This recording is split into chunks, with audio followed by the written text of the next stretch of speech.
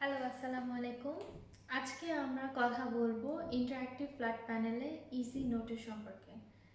Easy note note 3 থেকে একটু ভিন্ন। ইজি নোটে আপনি একটা প্রেজেন্টেশনের মতন ক্রিয়েট করতে পারেন, নতুনভাবে একটা স্লাইড ক্রিয়েট করতে পারেন। তারপরে বাচ্চাদের জন্য অনেক অ্যাক্টিভিটিস আছে, যেই অ্যাক্টিভিটিসের মাধ্যমে পড়াশোনা বা কোনো গেমস খেলা এগুলা করতে পারেন।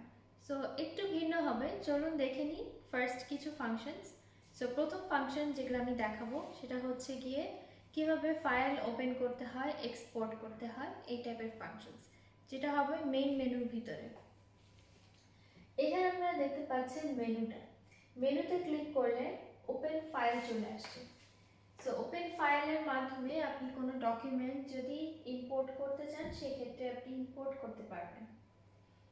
ডিফারেন্ট ফাংশনস আছে, এইসব ফাংশনসের ভিতরে কোনো কিছু ফাইল থাকলে সেটা আপনি ওপেন করে নিতে পারবেন। সেকেন্ড যে অপশনটা আছে এক্সপোর্ট। সো এক্সপোর্টের মাধ্যমে আপনি দুইটা ওয়েতে করতে পারেন। একটা হচ্ছে গিয়ে আপনার কন্টেন্টগুলো আপনি পিকচার হিসেবে সেভ করতে পারেন অথবা এক্সপোর্ট করতে পারেন।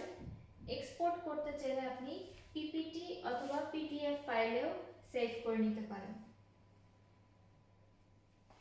এক্সপোর্ট অপশনের পর আসছে হেল্প অপশনে আছে শুধুমাত্র আপগ্রেড করা। ফর এক্সাম্পল, যদি ইজি নোট নতুন আপডেট আসে তাহলে আপনি হেল্প বাটনে গেলে নতুন যে লেটেস্ট ভার্সনটা সেটা আপনি ইনস্টল করে নিতে পারেন।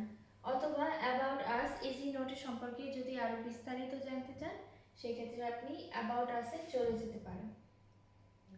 সো এই অপশনসগুলো আপনি পেয়ে যাবেন ইজি নোটে ফাংশনে অথবা মেনুর ভিতরে। Thank you so much.